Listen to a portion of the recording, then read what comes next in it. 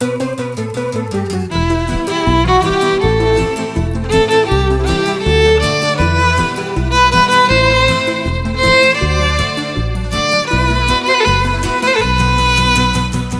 and welcome to this week's edition of The Olive Tree. I'm Julia Fisher and this programme is all about introducing you to believers in Jesus living in Israel and the West Bank today, both Jews and Arabs, taking you into their world, helping us to understand what God is doing in the region despite the turmoil and conflict that we are frequently reminded of through our news channels. So what is life like for an American woman who marries a Jewish guy, both from well-to-do families in the US, who then experience a radical conversion and become believers in Jesus, and then explore whether or not to move to Israel? This was the situation facing Randi when she married Howard Bass, and he suggested they cycle around Israel to see whether or not she might like to leave the home comforts and luxuries of America and come and pioneer a work in Israel. That was our honeymoon, was a cross-country bicycle trip, and we knew it would be long-term. We didn't know exactly how long it would be. And then, in that trip, we saw the state of human beings and, growing up in the kind of late 60s, you're trained to think things are getting better and the world is just wonderful. And you're a bit in a culture shock in your own country. That's the way I put it. When you see you get out of your little bubble basically, and it's understandable. But you see that, no, everyone is not getting better. And the Lord certainly orchestrated certain things that we could see human nature for what it was. And when you're in, you're in a certain, cycle or mode of living, that even if things aren't perfect, you've adjusted to it. And we come from mid to kind of upper income families. So, I worked for all my degrees. I was always working and paying my own way, but nonetheless, things were stable. But you see the instability of other people and just the normal struggles and stuff. And through that, human nature is revealed. Of course, you can learn the same thing by reading the Bible and taking it seriously. But the point is, you realize, oh my gosh, what's going to happen?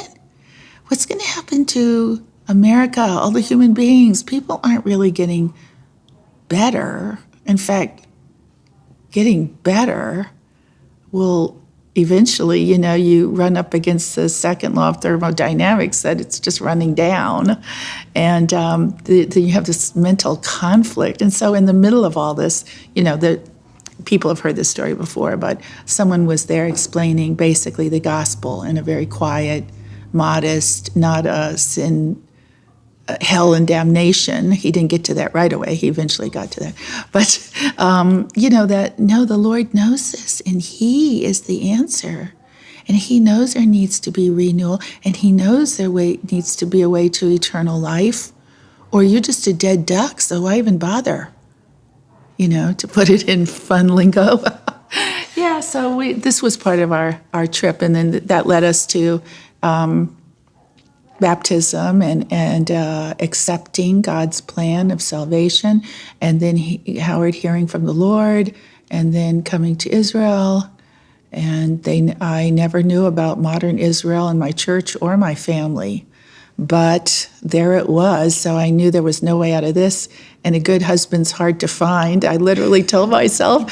So I said, you better stick with the plan, because if you go against God, you can be in big trouble, even though it sounds good on paper. So it was very dramatic for me internally.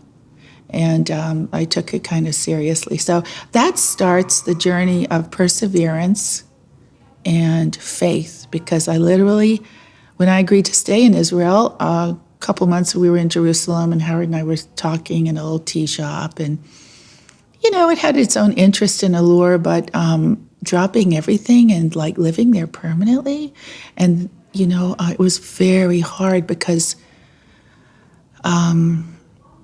my family wasn't, it was sort of on the rocks relationally. And so I saw more relationship in his family, and I was looking forward to that. And I literally saw, I guess, kind of a vision, but a picture of a deep black whirlpool, and all the people in Howard's family, all the nice aunts and uncles and the maid and everybody that was so friendly, and all those nice breakfasts on Sunday mornings at the brunch hotels and everything, and the vacation at Nag's Head. It was literally in a whirlpool. This black, and they were all like, ooh, they were getting smaller and smaller and smaller, and it just stopped. This sounds pretty dramatic, but it happened very quickly, and then it was like, okay, and then it was like, so nothing's left except God? And then you have to wake up from this little picture, and step forward. So that was my, beginning in a way.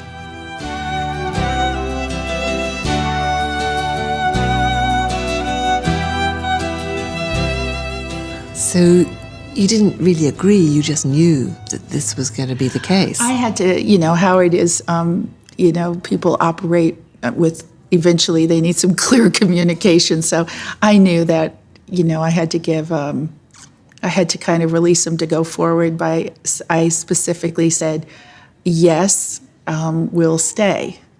And he didn't really notice, but, literally, when you obey the Lord and you submit,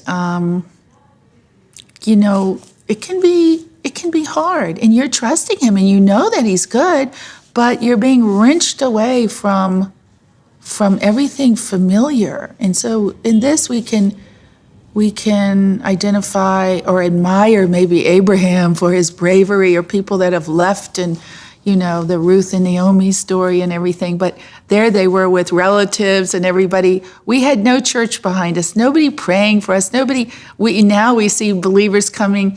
There, maybe the father's a pastor, the sisters, the brothers, the parents come over. They bring all these goods. They stay for a month. They help it. No, none of that. People didn't know us over here. We didn't know anybody in Israel. So the loneliness factor was, magnified. But I did say formally, yes, and what I'm getting to is in order to eke that little clear agreement, and it was sort of like a covenant, it was like a promise. I didn't say, I just said, okay, yes, we'll do it. It took all my energy to get it out. And I literally saw black on both sides of my vision, which I think that's because through tension, my two arteries closed up on either side of my neck, and big tears were welling up in my eyes. And it wasn't like, oh, I have to submit to my husband. Yes, I do. No, it wasn't any of that. It was really like, if God is in charge here, you can't do anything else except say, okay, you're going to say it, you're going to say it, you say it.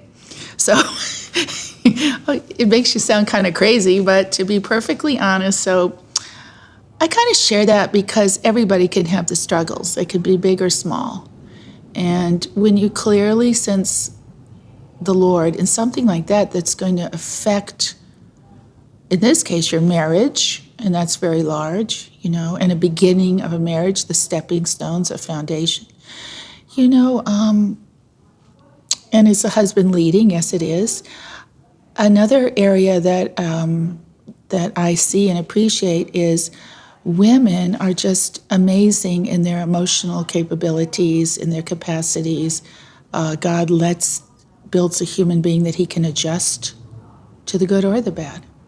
So these are things he puts into us that once we make that commitment that he can move in, once we need to agree to what we need to agree to, it's different for everyone.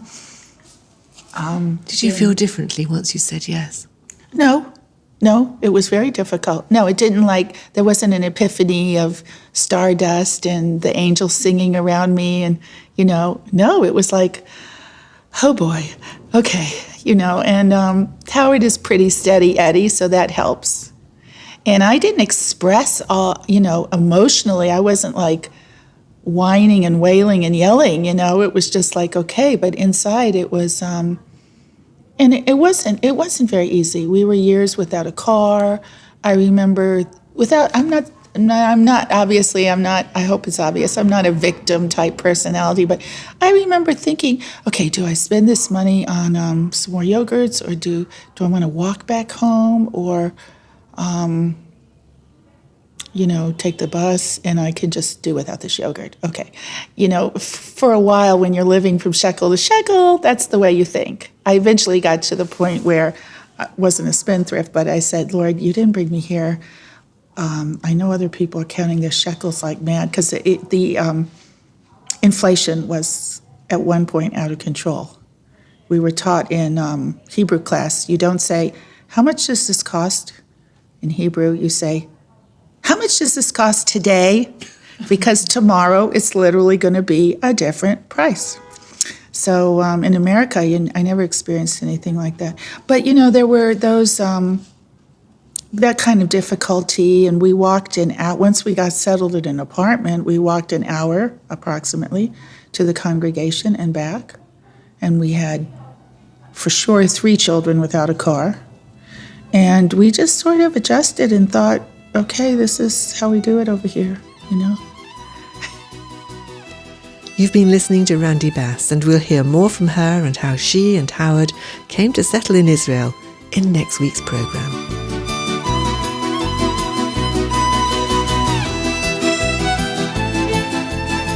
The Olive Tree Reconciliation Fund is a Christian charity based in the UK that supports the needs of both Jewish believers and Arab or Palestinian Christians living in Israel and the wider Middle East.